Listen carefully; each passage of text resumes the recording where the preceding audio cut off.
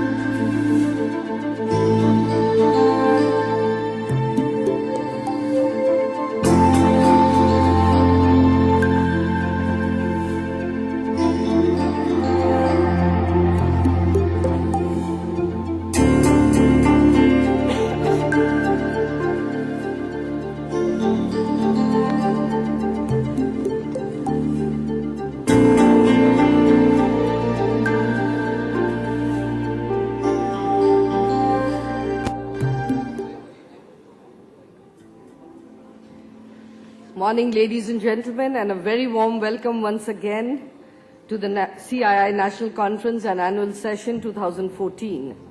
To begin the session, may I request Mr. Gopalakrishnan, President, CII, to please give his address.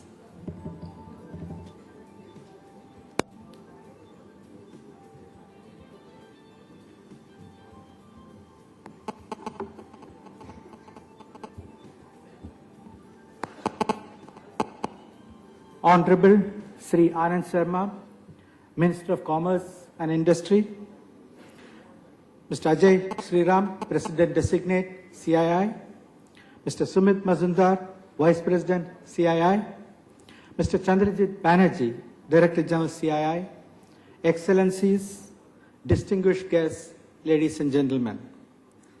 It's a very special privilege for me to welcome this distinguished audience to the CII Annual Meeting and National Conference 2014.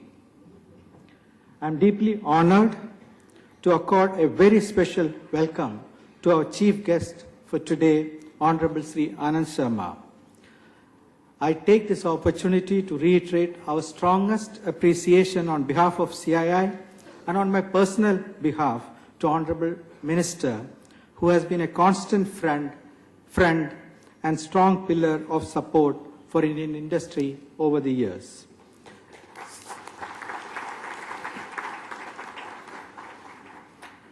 Sir, you have led from the front in scripting a new role for Indian industry in your term as the Commerce and Industries Minister. The National Manufacturing Policy and the institution of the seminal NIMS is just one component of your overall strategy to build competitiveness of the Indian industry. During my tenure beginning in April last year, we traveled with the Honorable Minister to 11 countries. He ensured a strong brand for India and in industry overseas. Sir, due to your strenuous intervention, several sectors were further opened up for foreign direct investment. These were no small gains for the overall reform agenda. May I make a particular mention of your engagement at the World WTO, where you made India proud as a responsible member of the Committee of Nations. It was due to your intervention and proactive initiatives that the Ministerial helped to kickstart the Doha dialogue process. Your intervention as Bali Ministerial meeting again played a major role in creating a new deal for global trade. These were indeed seminal contributions to the overall global trade dialogue, and the world recognizes and appreciates this. CII is proud to have had your unstinting support in our various endeavors for the benefit of Indian industry. You always had time for the Confederation despite the many commitments on your time. We have had the honor of your presence in 24 events with the CII in 1 year. You are always open to hearing our views with patience and sympathy. We warmly recall your engagement for Partnership Summit series, our previous annual meetings, and our many events overseas. And a personal thank you from me for giving CII and me terrific support and cooperation during this last 1 year. May I request you all to join me again in a very special accolade to Hon'ble Sri Anand Sharma, Minister of Commerce and Industry.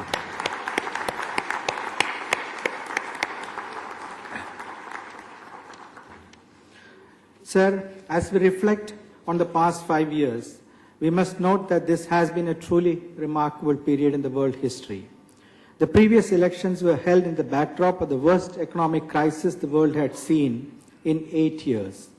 While India could recover quickly from the first round, the ripple effects of the global deceleration were keenly felt in our economy. This was compounded by various domestic factors such as inflation, elevated fiscal and falling investments. Under these circumstances, the GDP growth rate has come down to a low of sub 5% for 2 consecutive years. However, I must hasten to add that it is indeed a shift that a GDP growth rate of over 8% is considered the new normal, and this shift has come about in just the last 10 years under the charge of your government. Friends, it is within this context that CII is meeting for its annual session and national conference under the theme of Managing Change, Role of Leadership and Institutions. We are basically looking at 3 sub-themes within this larger picture. The first is the theme of change. While change is inevitable and desirable, this change has to be in the right direction and it has to be shaped in a suitable manner. This brings me to the second theme, that's the role of leadership. As we are aware, managing change at the national level is very different from managing change at the enterprise level, where we can be reasonably assured of factors within our control. At the national level, the governance structure itself is made of multiple players, and it is not easy to achieve cohesive actions. Adaptive leadership is needed in different situations. The third sub-theme is institutions. We need institutions to ensure that markets are free, open, competitive, and transparent.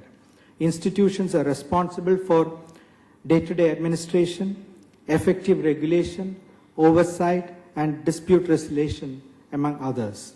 They must promote smooth movement of factors of production, such as capital and labor, to guide each for the most optimum returns.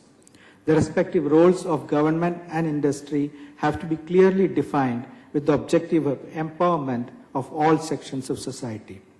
Friends, as we move forward, let me highlight a few priority policy actions that CII has taken up strongly. 1, employment generation would and should be a top objective to provide gainful employment to 10 million or more new entrants to the workforce and to facilitate transition from farming to more productive sectors of a significant part of our society. The NIMS evolved by Hon'ble Minister will play a significant role in creating new jobs. CII has suggested incentivizing enterprises which employ large number of workers along with higher levels of social security. The institutional framework of labor regulations requires special handling, and skillful leadership will be central to this endeavor. CII has been working very closely with trade unions and governments, both at the center and the state levels, for shaping a more flexible labor regime with built-in safety nets. 2. Education and skill development activities must continue as the top of the agenda. The institution of National Skill Development Mission has gained much experience and must now be rapidly scaled up through pragmatic leadership. I am happy to share that CII is engaged strongly with NSDC in piloting several sector skill councils and ground-level programs which focus on job-linked skill development. We hope to take this to the next level in the coming years. 3. Investment promotion must receive high attention from policymakers, especially for infrastructure. CII has made several suggestions for fast-tracking delayed projects, and we are happy to note that in recent months, many such projects have been kick-started and are expected to revive the investment cycle. CII has also been calling for inflation moderation that would lead to lowering the interest rate structure.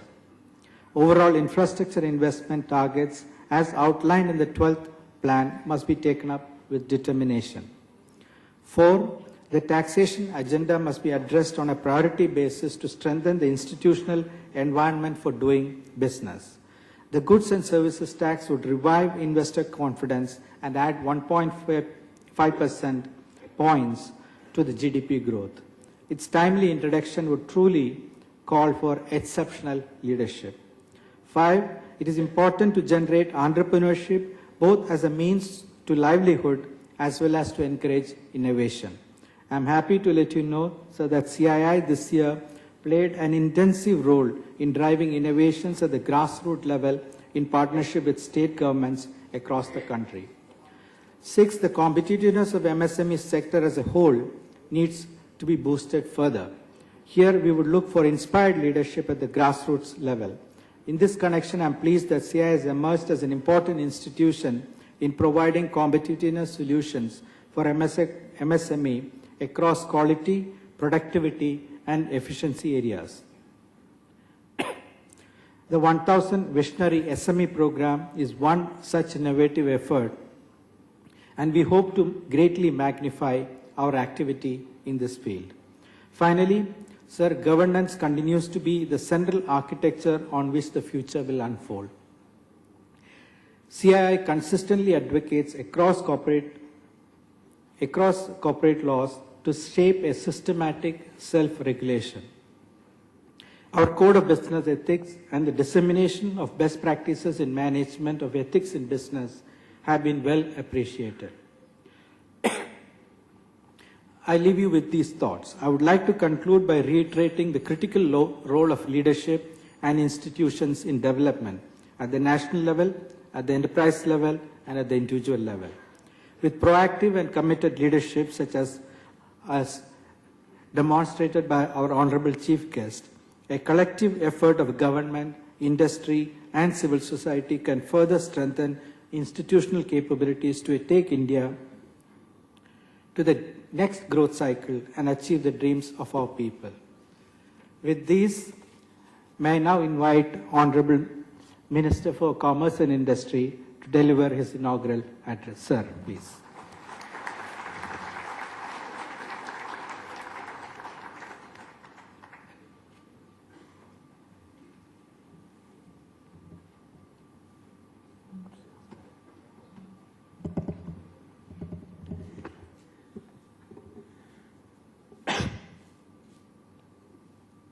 Mr. S Gopalakrishnan,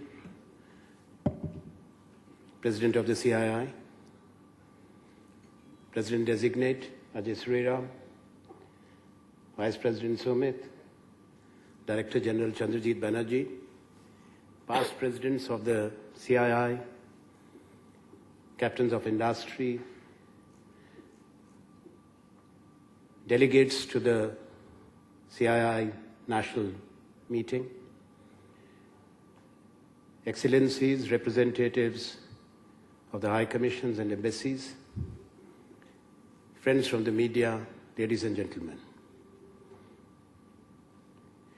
Like always, it's a special experience to be with you, Chris, your colleagues, and to be given an opportunity to listen to you and also to share my own views my own perceptions. The subject that you have chosen is very important.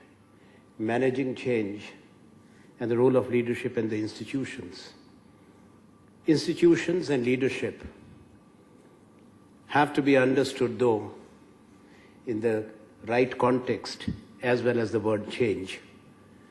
It's true that change is the only constant in our lives, lives of individuals, the journeys of societies, nations, and we have seen in each one of us, in our own lifetime, the impact of change, the meaning of change, and how things have also transformed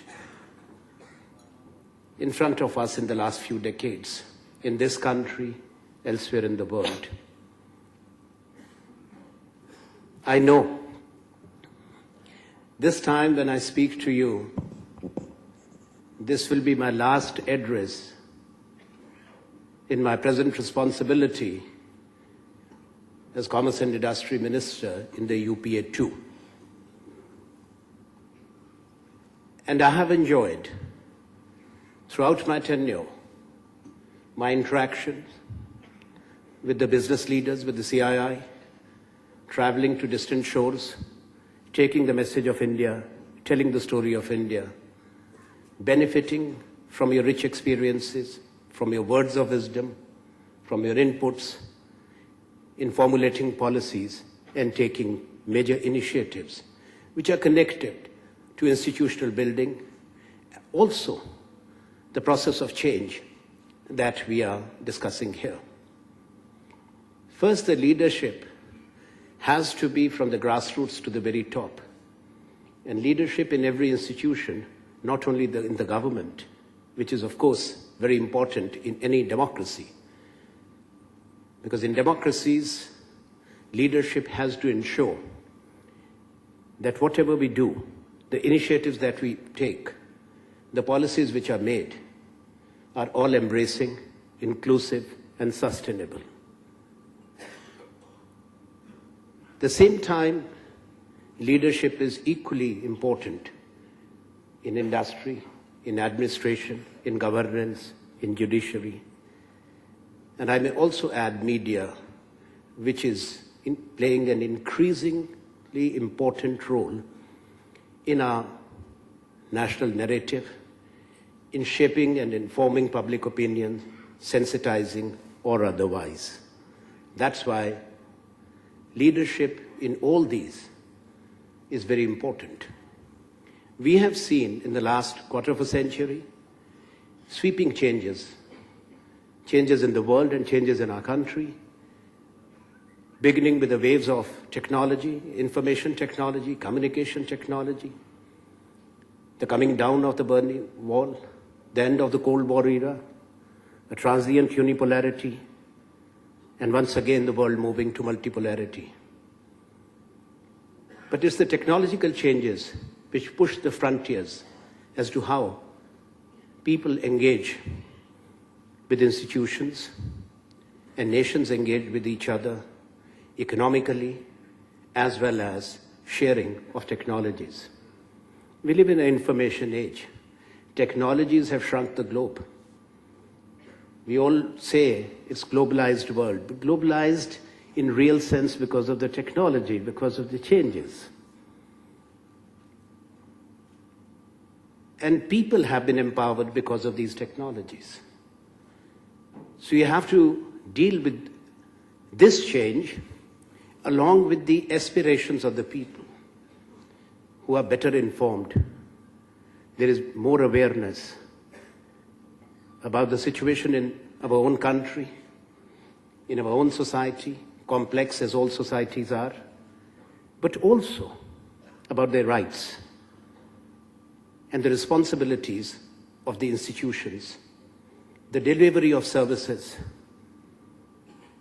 and also to ensure that we have in place an institutional mechanism which responds to the expectations and aspirations of 1.2 billion Indians, and the change benefits all. Equally important has been this change when it comes to economic engagements, seeking investments into this country, investing in other countries.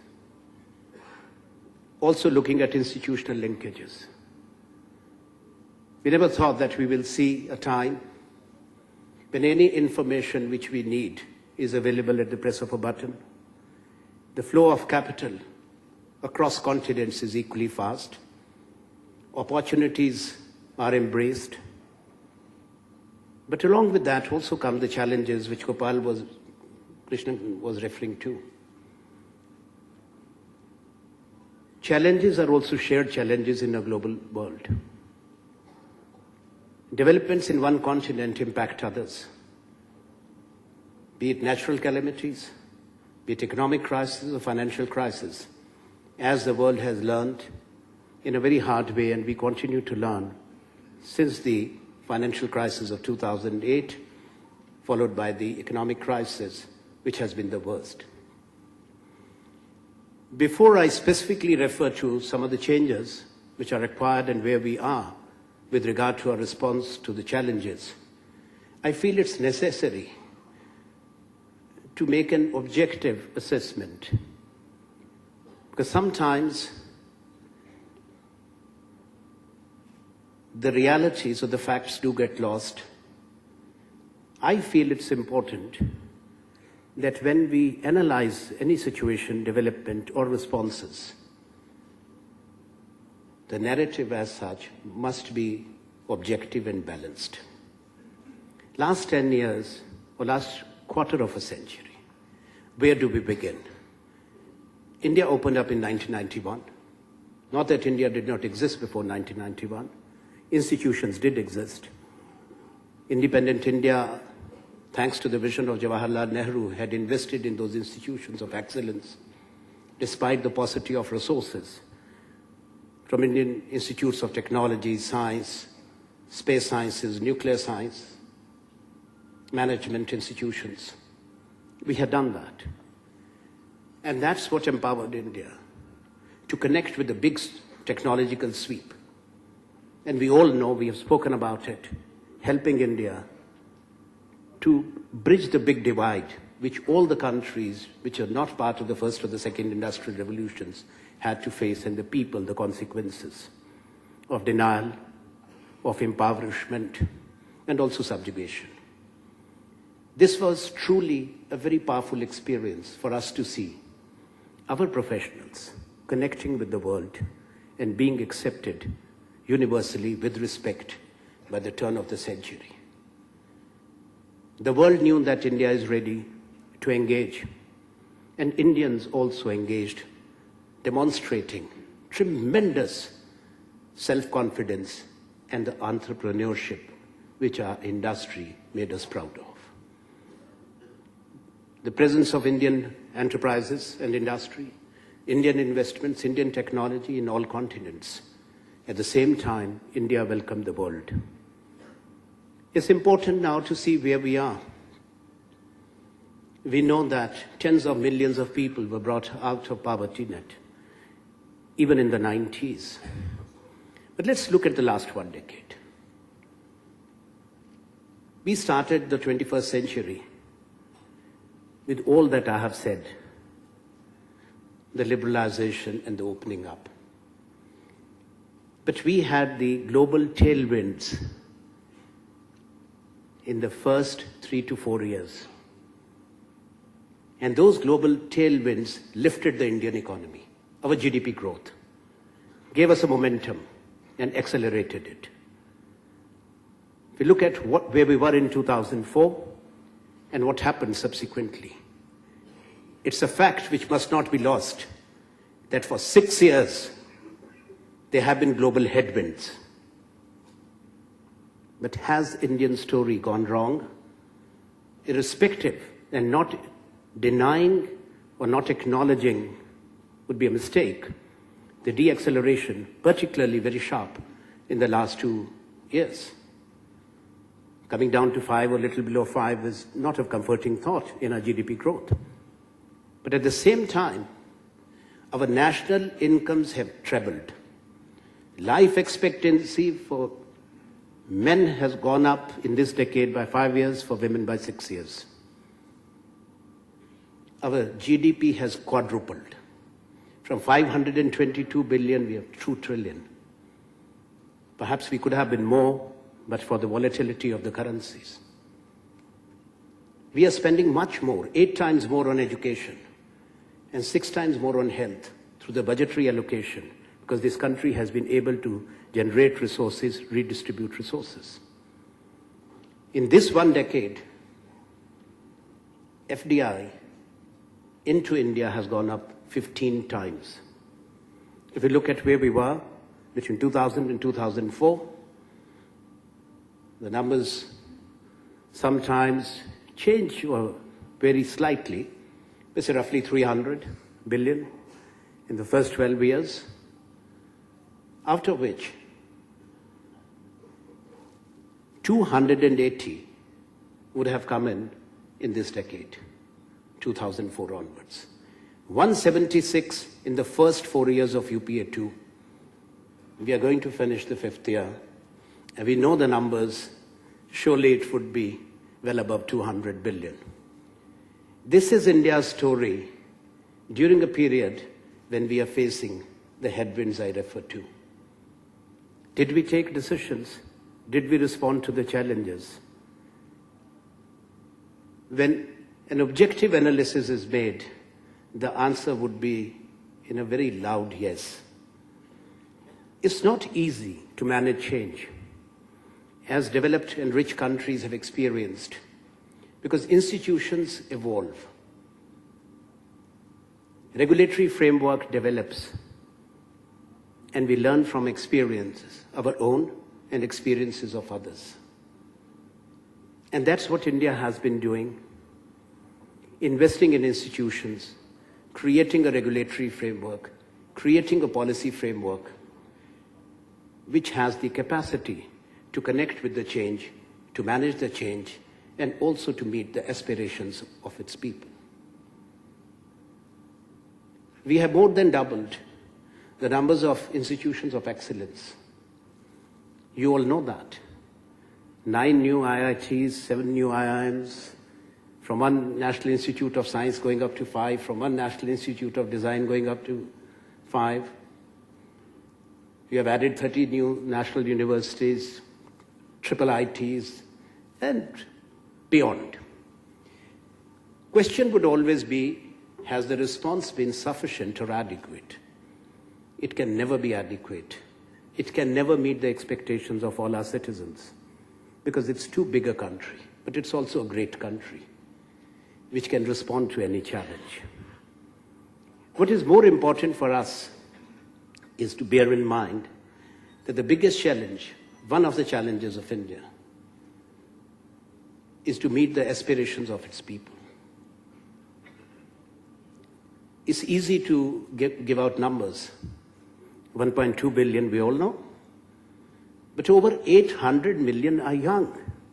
Over 600 million Indians are below the age of 21.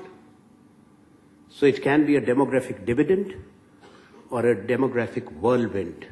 The social dimension must never be lost and was never lost. That's what S Gopalakrishnan was referring to. That's where we moved. And I'm very happy that as a legacy, we have the national manufacturing policy. People say, what has happened? There are 16 national investment manufacturing zones which stand notified today. 8 along the Delhi-Mumbai industrial corridor, which we all know is the most innovative infrastructure project ever conceived as per the World Bank anywhere in the world. What are the objectives of the national manufacturing policy? To raise the share of manufacturing to 25%, create 100 million jobs in 10 years. Because you'll have 150 million young Indians joining the workforce in 10 years. That's the social dimension. That's the whirlwind I was referring to.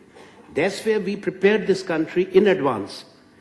If we had not done it, you can imagine policy framing and policy rollouts and implementations, not something which are easy like ordering your breakfast or building industrial cities of the future. People tell me Minister Sharma, tell us where we are. We tell them where we are. We have already launched 4 integrated industrial townships. Later in the day, Amitabh Kant, who has been a dynamic CEO of our DMIC project, will share with you as to where we are. We have addressed issues which were never addressed in this country. Fears have been there of the industry about A, the comfort of doing business, the delay in approvals, the issue of land, which is emotive. We have sought to address that through the NMP, where land is the equity of the states. Land is available to the investors. They don't have to buy it. All the pre-approvals are in place, wherever these townships have been notified. Trunk infrastructure is being funded by the Government of India. It's not on paper, it's a reality. Funds have been put aside, decisions have been made. So all the details are there. I won't delve more on NMP and on the industrial corridors. Along with this, we are building 3 more. They are not in that advanced stage as the DMIC is, but the southern corridor, the Amritsar-Kolkata industrial corridor, which is a different concept, which has got cabinet approval and all sanctions, and soon we will set up the corporation. And the spine, as we call it, the Bengaluru-Mumbai. In 2 of these, we have a major equity partner, technology partner, that's Japan. They're coming in a big way. That's all what I can say.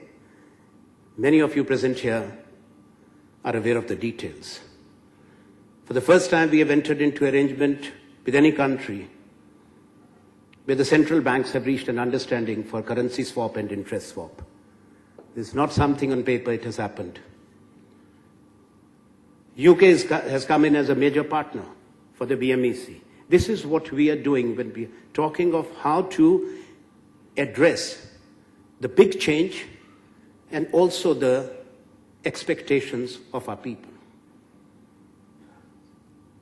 The other challenge has been the skilling of our people. You can't access the opportunities that will be created or ensure that our citizens do access unless and until we empower our sons and daughters, we skill India. And that's exactly what we are doing. It will take time to skill 500 million Indians. That's where the government and the industry must always work together. Those who try to go back to the frozen mindset and the dated philosophy which this country has left behind of the government and the industry keeping a distance, I do not agree with this philosophy. I have never agreed at all. We have to do it together. It is our country. It belongs to all of us. We have a national duty.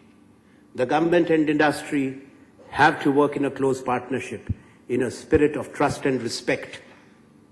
We must not allow an environment to be vitiated where economic activity and wealth creation becomes a taboo. And there are many votaries of that. That is what India must guard against. That is a challenge in itself.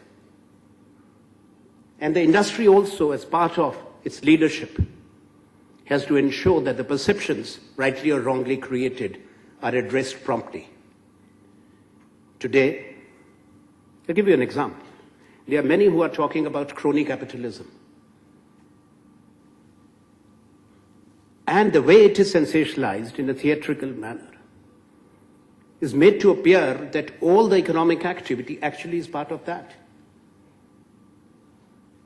I am rejecting that. This is not true.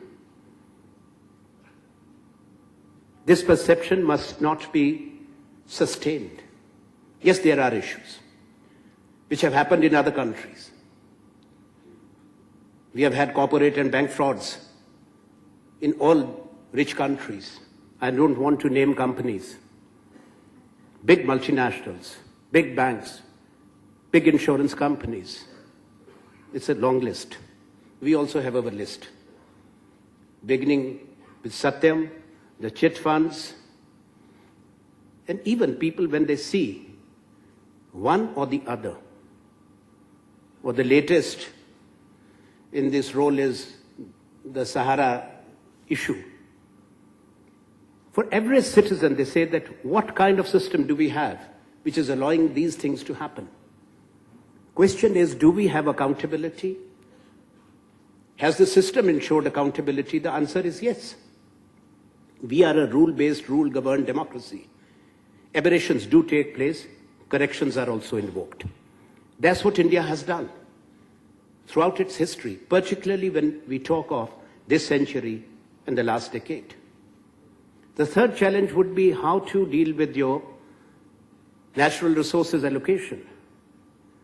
Last few years, this has been the issue. Whether it's the spectrum allocation, whether it's the coal allocation. Sometimes I'm left wondering that how loosely words are used. It's very easy, tempting and trendy that any decision, any initiative to be termed as a scam. My understanding of this English word as per the dictionary is different. There could be some mistake. Because going by the experience, other countries have also faced similar situations but put in place regulatory framework. Has India put in place the regulatory framework? Is it adequate? That is a question. And we have to bear in mind, it may be fashionable and popular to run down institutions, but it is a very sensitive and challenging area for any government, for any policy maker. Natural resources or national resources have to be shared in a very judicious and correct manner. But when it comes to all the natural resources or national resources, maximization of profit cannot be the philosophy of a welfare state. I must caution. People will take decisions.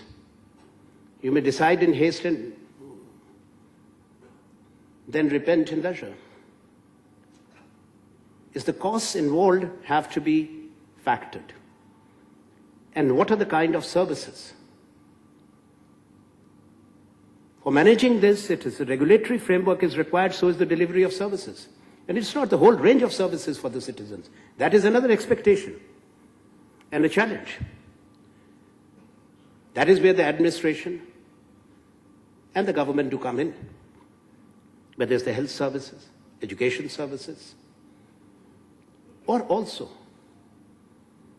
ensuring that rights to the citizens are given and guaranteed. These are rights recognizing what the Constitution and what the framers of the Republic gave to the citizens. And we are doing that. These are the changes that are taking place. Right from your right to information, to right to education, to right to food security. And there'll be more rights given. But I feel there's need of more reforms. One of the economic reforms. They have to continue. Liberalization must remain the philosophy. At the same time, it has to be balanced. Growth must be inclusive. All citizens, all sections of society must benefit from the redistribution and reinvestment of the wealth that India generates. That would be a natural and national expectation of our people. But are these the only areas where we need to respond to manage change? No.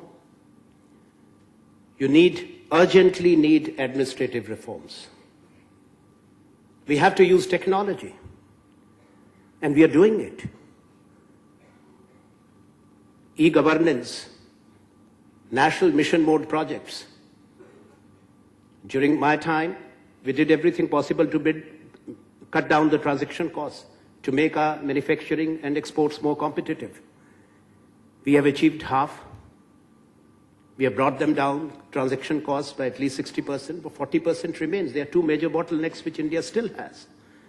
There's the containers and the ports. But we have tried to make offices paperless. Our former DGFT is here.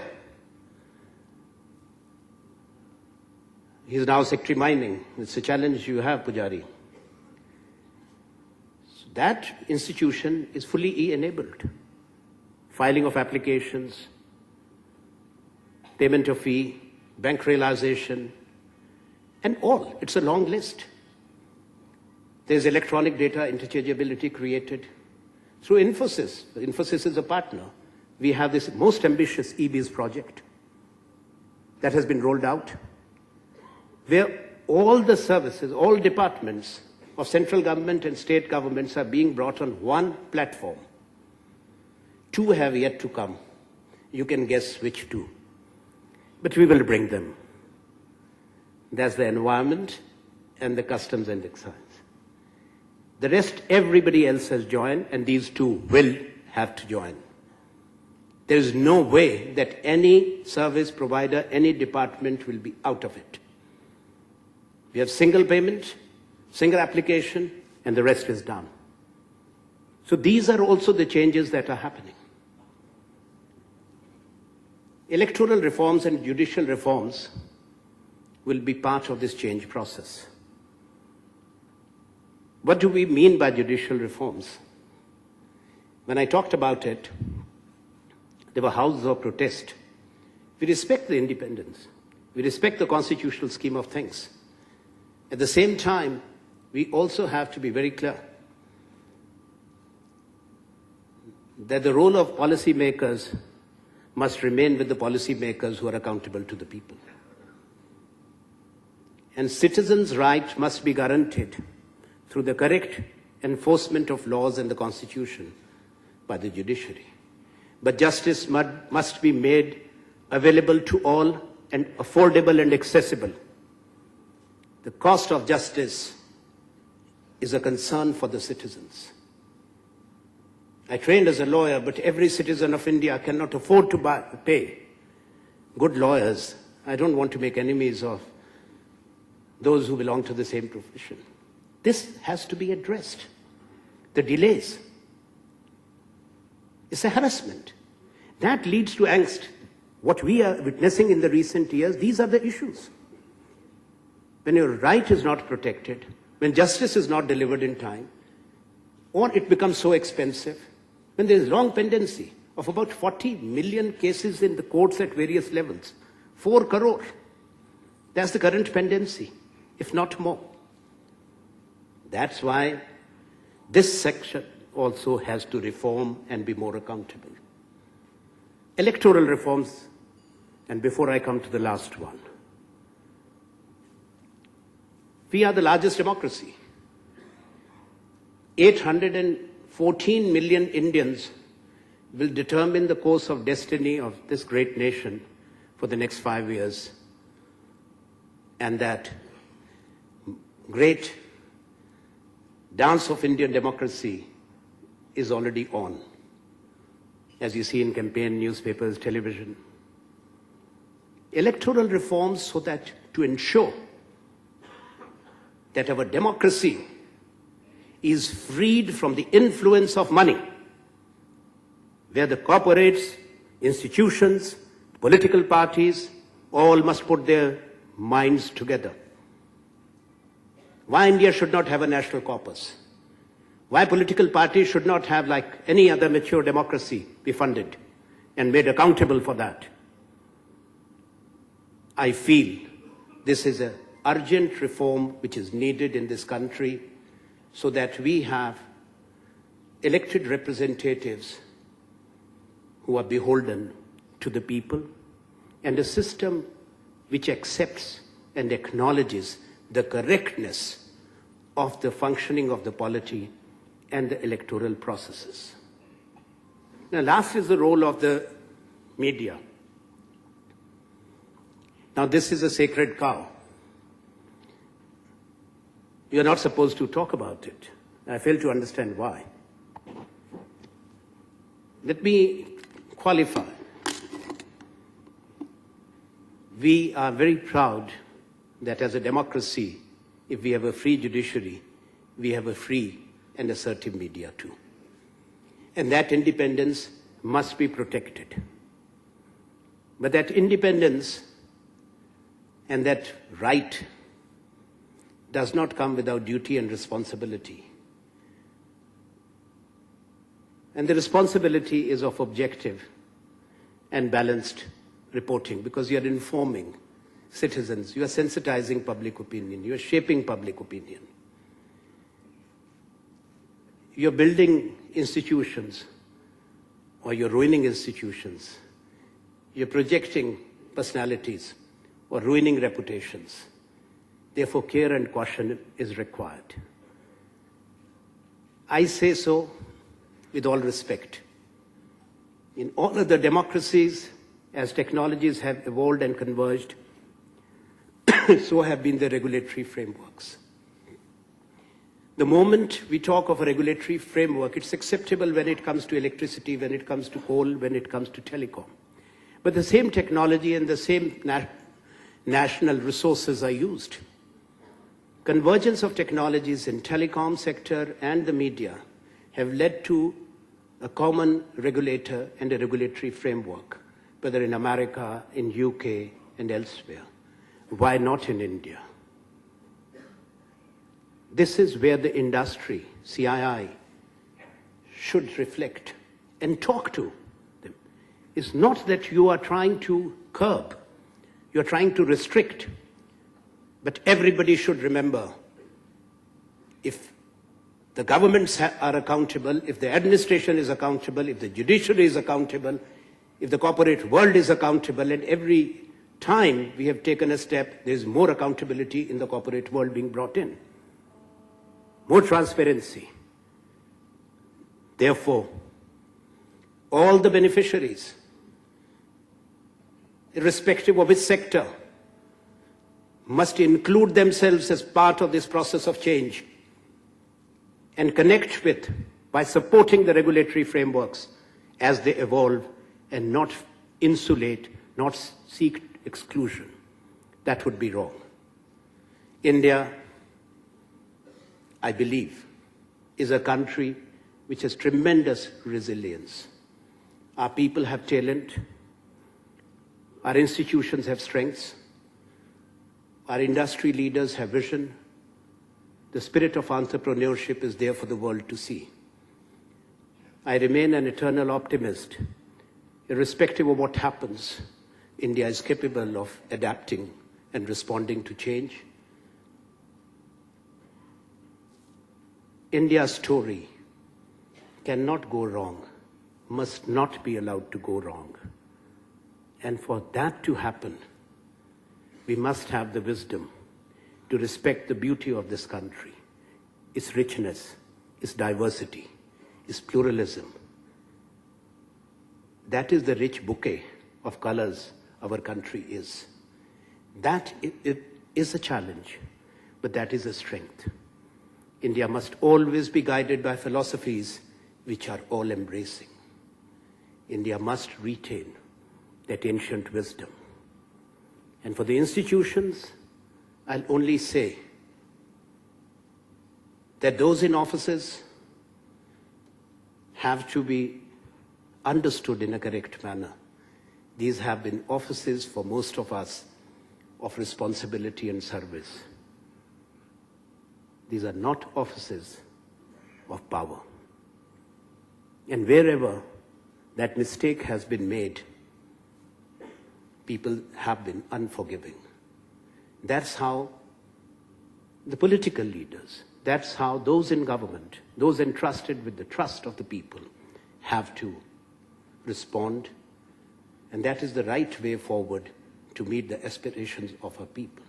At the same time, I will also say excessive vilification and unfair targeting must also be avoided. For India to move forward, India has to get out of one trap which even America is experiencing. That's of partisan politics. That is a trap where policy making and decision making becomes difficult. It has been said that it happened during UPA 2. It didn't happen. Many of the things which I have said happened during UPA 2, including the major policy rollouts, opening up of more sectors for the FDI. It's a long list. But if a national consensus is not built on way forward, as we have experienced in recent years, if national initiatives, national missions are subverted or thwarted because of partisan agendas, this dream of ours to realize the expectations of the people of India perhaps will be weakened. My urging is, let's rise above that, demonstrate to ourselves and to the world that we are a great nation and we have the capacity to rise as one and to build a consensus which powers India forward. Thank you.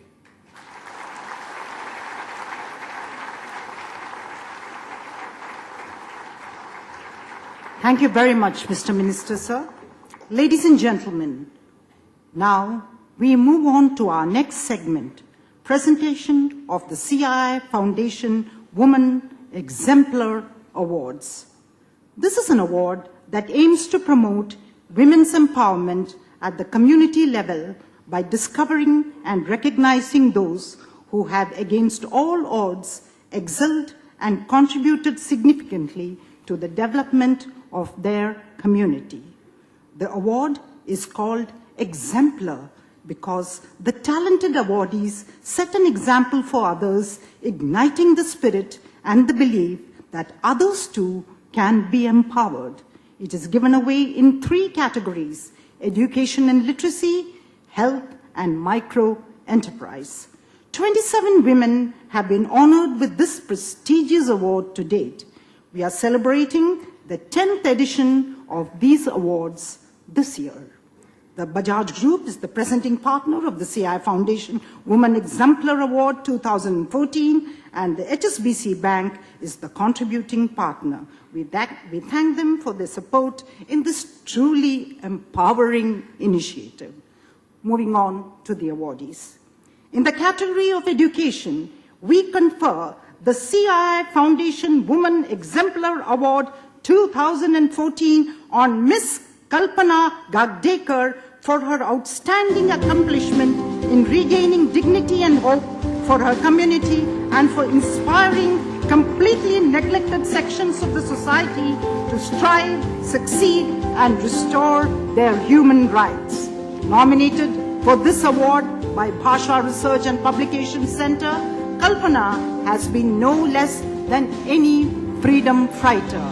Married early, Kalpana found out soon that the community to which she belonged had been branded as a criminal community during the colonial times, thereby making any possibility of a decent livelihood a near impossibility. She found that she and her family were not alone in this plight. She took upon herself to free her community and similar communities, that is, the denotified and nomadic tribes, from this stigma. For this, she chose theatre as her weapon. Kalpana has acted in plays depicting cases of injustice. She has performed in over 1,000 shows in a range of roles, from that of victimized tribal women to playing Kasturba Gandhi on stage, changing the hearts of her audiences through every performance. She took up the brave fight in Maninagar in Ahmedabad to protect the children of the tribals settled there, and won the fight right up to the Supreme Court, enabling the children to continue with their education. She teaches children at the Buddhan Theatre on how arts can transform their lives. Despite becoming a leader, theatre and TV artist in Gujarat, Kalpana continues her work with the poorest of the poor and gives hope and dignity to the discriminated, denotified, and nomadic tribes. She has done all this without compromising her responsibilities as a mother, wife, and daughter.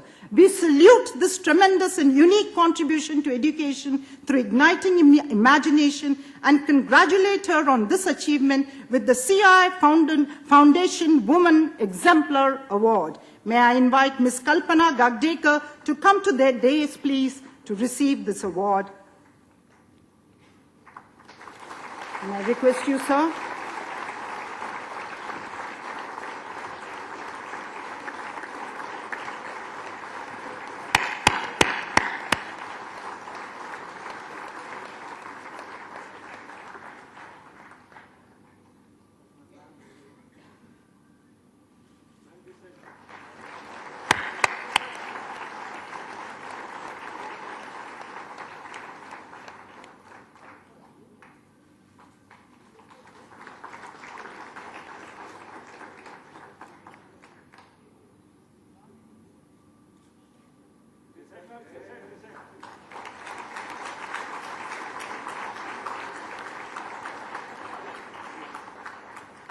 Congratulations, Kalpana.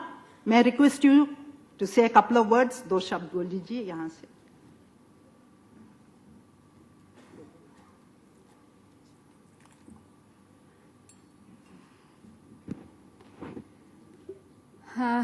Thanks to CII and jury. मुझे बहुत खुशी है कि CII ने महिलाओं के लिए ये प्लेटफॉर्म बनाया जिसके तहत आज मैं यहाँ खड़ी हूँ. मैं गुजरात के पिछड़े हुए छारा सांसी समाज से हूँ जो डी नोटिफाइड ट्राइब्स कहा जाता है, यानी कि DNT. इस देश की 190 DNT जाति को कहते हैं कि आज़ाद हो चुकी है, लेकिन सही मायनों में वो आज़ाद नहीं है, वो आज भी गुलाम है. और मैं पिछले 17 साल से महिलाओं के साथ, DNT महिलाओं के साथ काम कर रही हूँ. नाटक के द्वारा मैं उन्हें अपने हक के लिए लड़ना सिखाती हूँ और उसी नाटक के जरिए मैं DNT की परिस्थितियां मेन स्ट्रीम तक ले जाती हूँ. गुजरात की धरती पर महाश्वेता देवी, पद्मश्री अवार्ड विजेता डॉक्टर गणेश देवी, भाषा रिसर्च पब्लिकेशन, बुधन थिएटर द्वारा DNT की आज़ादी की लड़ाई को शुरुआत की और उसमें नाटक में बहुत मदद की और मुझे आगे काम करने की प्रेरणा भी दी. मैं शुक्रगुजार हूँ हर उस इंसान की जिसने मुझे मदद की और शुक्रगुजार हूँ CII की जिसने एजुकेशन थ्रू थिएटर के मेरे इस काम को पहचाना. Thank you. धन्यवाद. Thank you, Kalpana ji. And a big hand to Kalpana once again. In the category of health, we confer the CII Foundation Women Exemplar Award 2014 on Miss Latha Mane for her catalytic efforts in bringing hope, inspiration, confidence, and dignity to the female sex workers by fighting social stigma and creating awareness on HIV/AIDS prevention in the slum areas of Ghatakpur in Mumbai city. Ms. Mane has been nominated for the award by Vijay Krida Mandal, where she serves as an outreach worker.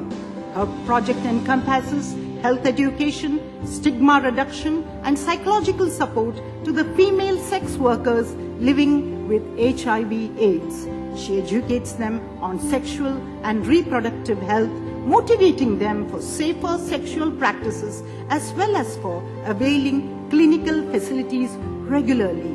Latha also helps them to engage with other income-generating activities such as preparing imitation jewelry, perfumes and eatables, and through forming self-help groups and also in availing bank linkages. Today, she has formed 20 such self-groups. Latha is also engaged with her NGO in a Clean Mumbai project wherein she supervises cleaning of community area and educating the public on maintaining clean surroundings. Through her relentless efforts, she has been able to reach out to more than 500 female sex workers in mobilizing the community for collective action against stigma and discrimination. Latha Mane is a courageous and expressive woman, well known in the slums of Ghatakpur and beyond. She's an ideal and inspiring example to her community. We congratulate her and we are proud to call her a woman exemplar. May I invite Ms. Latha Mane to please come to the dais to receive the award. And a big hand to Latha Mane.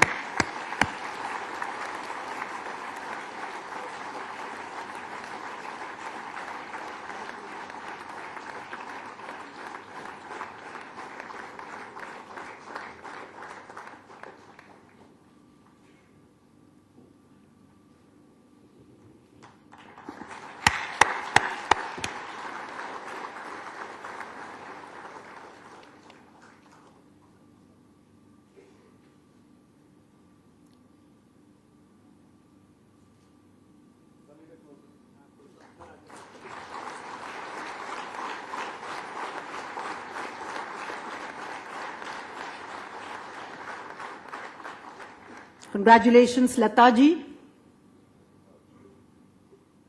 आप 2 शब्द बोलेंगे?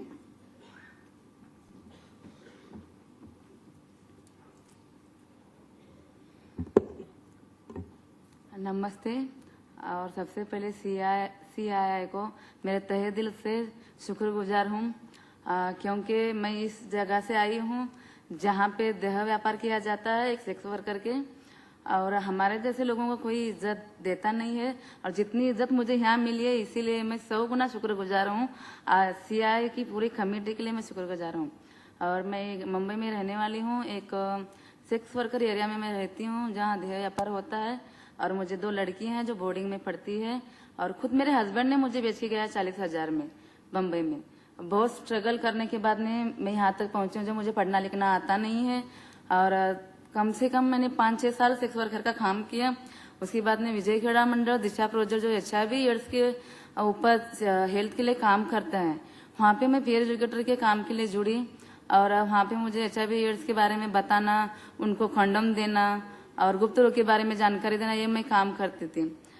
ये काम करने के time पे मैंने हम सब ने मिलकर एक दिशा महिला बचत घर तैयार किया है, और वहाँ से हमको 1.25 लाख का लोन मिला था, तो हमने वो लोन भी वापस दिया है। उसके अंदर से हमने थोड़ा बहुत काम करते यहाँ तक पहुँचे हैं। और मेरे जैसे बहुत सारे बहनें हैं जो उनका कोई सहारा नहीं है, और 30-35 साल के बाद में वो कुछ काम नहीं कर सकती है, तो उनको कोई सहारा नहीं बनना चाहता है। मेरे लिए एक विजय खेड़ा मंडल था, HIV एड्स का ऑर्गेनाइजेशन था, जहाँ से सुवर्ण जयंती शहरी रोजगार ने तो मुझे मदद किया। और मैं चाहती हूँ, या हमारी पूरी टीम चाहती है कि उनके लिए हम कुछ मदद करें और एक वृद्धा आश्रम खोले उनके बच्चों के लिए, कुछ आगे चल के पढ़ाई के लिए एजुकेशन करे कि हमारे बच्चों की पढ़ाई को कोई ध्यान नहीं देता है कि इस जगह से यहाँ पे आए हैं मुल्क के। और मेरे को यहाँ तक आने के लिए आप सबने मदद की, इसके लिए धन्यवाद। Thank you.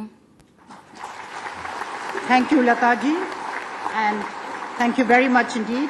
Finally, in the category of micro enterprise, we confer the CII Foundation Woman Exemplar Award 2014 on Ms. Devti Bhaiga for her transformational leadership in enabling better livelihoods, independence, and financial security for women, particularly among the Baigal tribal community in the core area of Madhya Pradesh, Bandar National Park. Devti has been nominated for this award by the Indian Grameen Services for her initiative and dynamism towards community development through micro-enterprise. Her work encompasses supporting tribal communities access alternate livelihoods in the villages of the park. She operates through self-help groups where the activities are encouraged. Her project motivates beneficiaries to adopt system of rice intensification method in a variety of cultivation, including cash crop and organic way of cultivation. The project has helped the community in sourcing financial assistance for agri-inputs as well as gaining access to the existing public welfare schemes. For a woman who has been struggling to make ends meet in her family, her efforts have transformed lives of 700 households in the 6 villages. Her strengths are her optimism, capacity to imagine an alternative future for herself and her people, and a spirit of leadership deeply imbued with tribal ethics of coexistence. Devti has been a fighter and a natural entrepreneur. She was the first farmer in the area to try out the new technique in her small farm. The risks she took to reach where she stands today is indeed immense. We salute this tremendous and unique contribution to the financial development of the community, and we offer her this Woman Exemplar Award. May I invite Ms. Devti Bhaiga to please come to the dais to receive the award. And a big hand to do.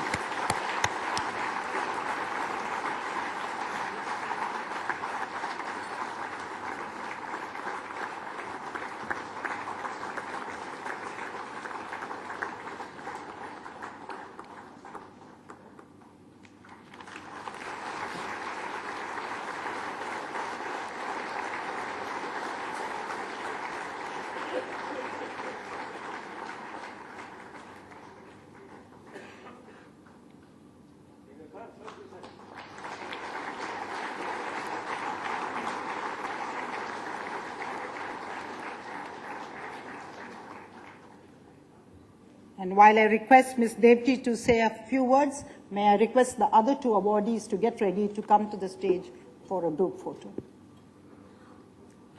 दो शब्द बोल दीजिए. बाकी sir हमको तो ये सामान मिला तो बहुत अच्छा लगा, पर हम खेती किसानी कर रहे हैं सर. खेती किसानी में हम ही अच्छी मेहनत लगती है और खूब मेहनत से काम करते हैं सर खेती में. अब हमको ये लगा सर कि हम अपना पूंजी आगे बढ़ाना चाहते हैं. नमस्कार सर. नमस्ते. नमस्ते. बहुत शुक्रिया. आप वहाँ खड़े हो जाइए फोटो के लिए. मैं इनवाइट द अदर, वहाँ जाइए फोटो के लिए. We'd like to thank the jury, the team from the Delhi School of Social Work who have been part of this catalytic process over the last 7 years in conducting the due diligence. We'd like to thank our partners Bajaj Group and HSBC Bank for lending their support and making it a success. We'd especially like to thank the Honorable Commerce and Industry Minister for sparing his valuable time to be with us for this truly memorable moment. And ladies and gentlemen, a big hand to the 3 exemplary women.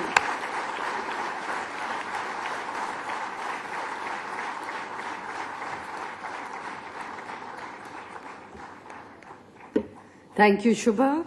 Congratulations, awardees. Can they be taken away, please?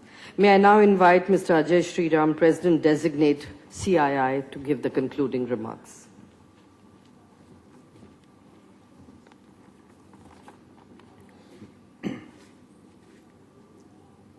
Hon'ble Minister Shri Anand Sharma, Mr. S Gopalakrishnan, Mr. Sumit Mazumdar, Mr. Chandrajit Banerjee, Excellencies, distinguished guests, ladies and gentlemen. Let me add my own felicitations to these wonderful women for their achievements and their drive and determination to actually take India forward. I think these are examples which actually affect the heart, and I think this really makes an impact on what a determined mind can do to actually help people who need it the most. It's fantastic, absolutely. Friends, we come to an end of an inspiring start to the CII Annual Meet and National Conference 2014.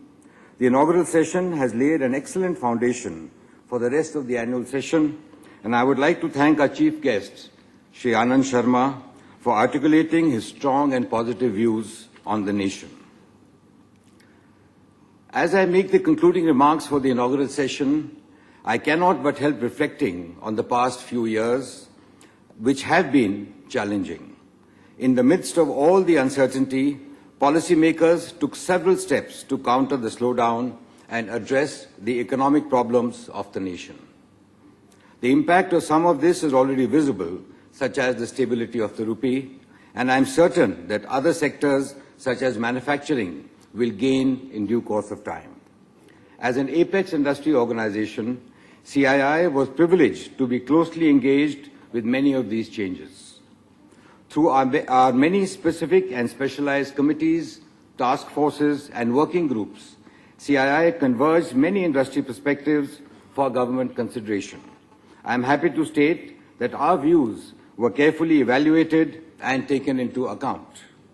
I would like to briefly pick on some of the areas that the Honourable Minister has pursued and mentioned, and where we were privileged to work with him and his entire team in pushing through many critical policy changes, effects of which will actually be visible as we go ahead. Under the stewardship of the Honourable Minister, the approval of 16 new national investment and manufacturing zones and manufacturing corridors is indeed a great step forward. CII was privileged to offer its suggestions on the national manufacturing policy, and many of our views were incorporated in the NIMS plans. I am confident that these would be game changers for industry and the nation in the coming years, and CII would closely partner in their successful rollout. In particular, in the areas of competitiveness, skill building, and sustainability, CII has built substantial capabilities. The CII President has already mentioned about the role played by our Honourable Minister on the global front, and in many of which CII was privileged to be a close participant and observer. A tireless effort of Shri Sharma has played an important role in redefining India's status in the global markets. During the year, we held 27 trade fairs to showcase Indian industry sectors with a strong international perspective, which would not have been possible without the fullest support of the Ministry of Commerce and Industry. With such a wide range of initiatives undertaken by our Hon'ble Minister Shri Sharma, a clear path has been set for Indian industry. CII has been privileged to benefit from his guidance and leadership over the years, and I speak for all of us in Indian industry. Thank you very much, sir, for all your support.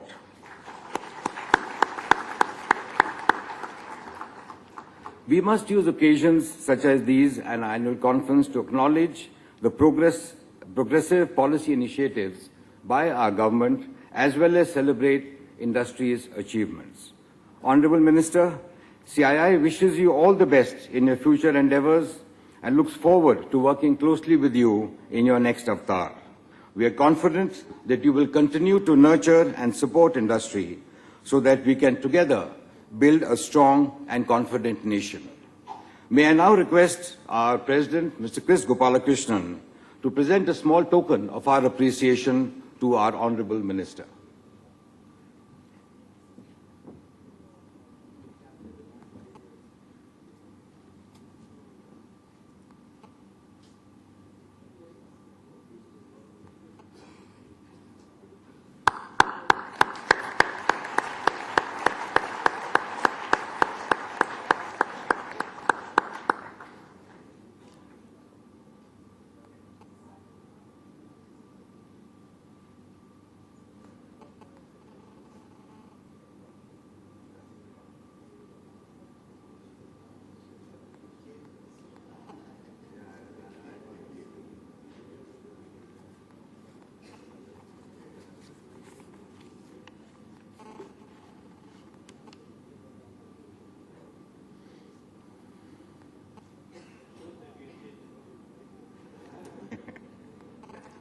Ladies and gentlemen, that brings a close to our inaugural session. Thank you very much for being here, and the next session will start shortly. Thank you.